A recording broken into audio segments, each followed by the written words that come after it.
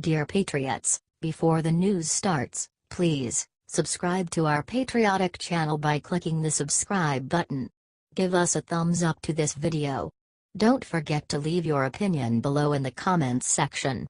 Share the news on Facebook and Twitter so you friends see it. Thank you.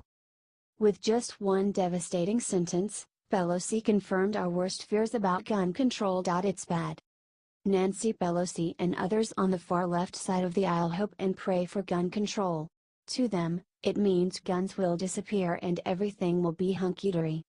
In reality, nothing could be further from the truth. Chicago, Europe, Australia, and numerous other countries are heavily gun-controlled. Still, bad guys wind up with guns. All gun control actually does is render non-armed people helpless. You can't bring a knife to a gunfight. We know that Las Vegas shooter Stephen Paddock used a bump stock to turn his semi-automatic rifles into fully automatic.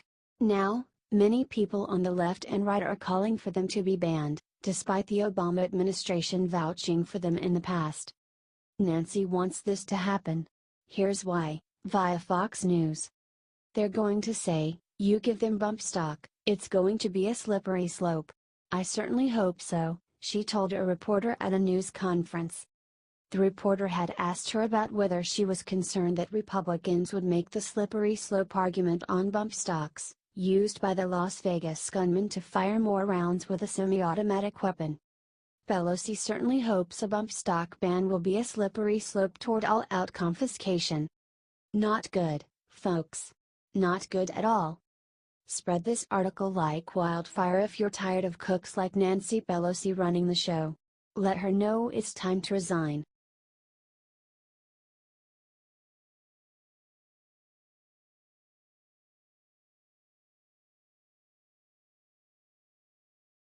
Pure genius. After coming up with new healthcare plan, Trump figured out how to get Dems to vote yes. Yesterday President Donald Trump managed to unveil not only his own fix for America's broken healthcare but also a genius plan to get the Democrats to vote yes with him. The media had been running wild with speculation about what the president said to Chuck Schumer during their phone call the other night. Well, it turns out he went in with a plan. If we could do a 1-year deal or a 2-year deal as a temporary measure, you'll have block granting ultimately to the states, which is what the Republicans want.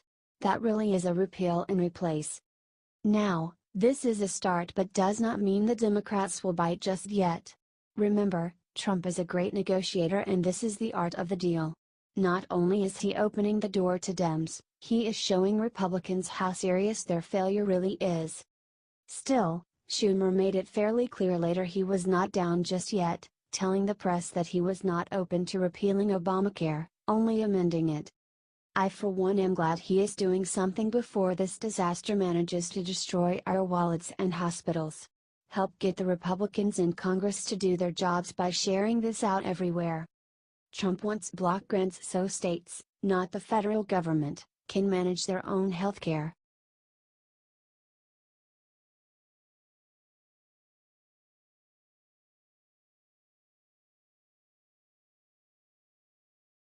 President Trump just told Mike Huckabee exactly how Republicans can fix health care. President Donald Trump has been working non-stop behind the scene on finding the best way to fix our horrible broken healthcare system for months now. After Republicans managed to fail every single time they tried to repeal and replace Obamacare, the president decided he was gonna have to figure out how to do it himself. Now, he has done it. During his interview with Mike Huckabee on TBN last night, the president declared he is tired of trying to fix people's backs when he should be fixing North Korea. You know, in theory, I want to focus on North Korea, I want to focus on Iran, I want to focus on other things. I don't want to focus on fixing somebody's back or their knee or something. Let the states do that. And he came armed with a solution, too. The block grant concept is a very good concept, and if you have good management, good governors, good politicians in the state, it'll be phenomenal. I could almost say we're just about there in terms of the vote, so I expect to be getting healthcare approved. Essentially, this would appropriate a certain amount of federal funds for states to use for their own healthcare ventures. That means no more centralized Obamacare or federal government management. So let him know what you think of the block grant system. Is Donald Trump making the right decision on healthcare? Comment your answer and share this out.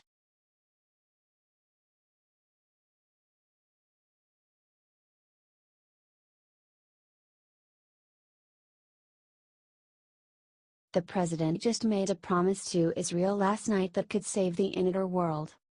President Donald Trump has been bold since the very beginning of his entire presidency. He promises impossible feats, then sets out to make them happen. Last night, while the president was on Mike Huckabee's new TBN show, he made a renewed promise to Israel that other leaders have been too afraid of. President Trump promised on television that he would give peace between Israel and Palestine a huge shot before he will move the U.S. Embassy to Jerusalem. I want to give that a shot before I even think about moving the embassy to Jerusalem. If we can make peace between the Palestinians and Israel, I think it'll lead to ultimately peace in the Middle East, which has to happen. This is certainly gonna ruffle some Palestinian and maybe Israeli feathers.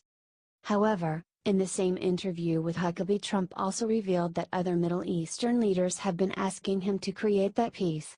According to them, if Palestine settles with Israel, many of them will follow. It would be a stretch to trust these countries who have historically funded anti-American terrorism. However, the prospect of ending the conflict between Israel and Palestine for good is worth trying for. So help the president out with another push to end the war there so we can quit worrying about them 24/7. If nothing else, share this out and send prayers for him to succeed.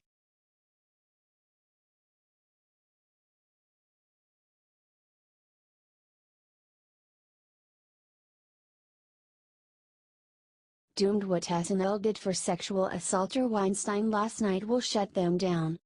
Saturday Night Live has turned into a crock-pot half-assed skits and attacks on Trump and his supporters.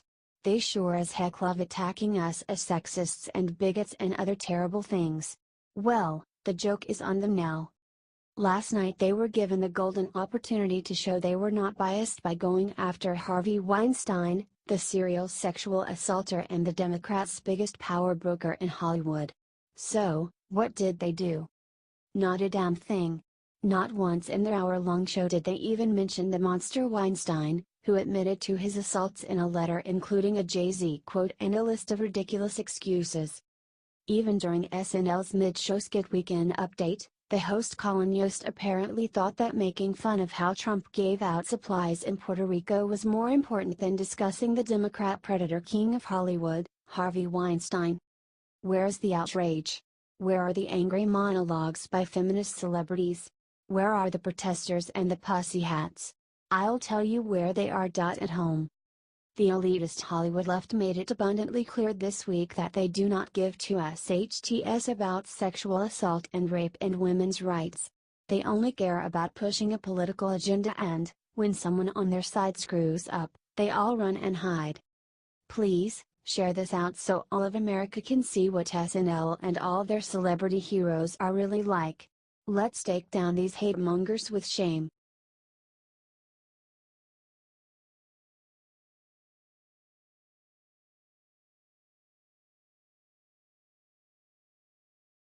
Right in front of reporters, Trump just dropped the biggest secret of Democratic Party. President Donald Trump said this Saturday that he suspected for a long time that Harvey Weinstein. What he said next is shocking the nation. The most amazing part of the whole interview was the following. Get ready. The reporter then tried to say that Trump's comment where he said, "Grab him by the pussy." Then Trump slams them with this. It's really amazing to try and watch reporters try and equate what Trump said with what Harvey Weinstein did. The left equates speech with action. They are not the same thing. Trump apologized for the remark. Share this if you think Trump is right, y'all. Evil abounds in Hollywood and Harvey Weinstein appears to be king. Draining the swamp is going to take a long time.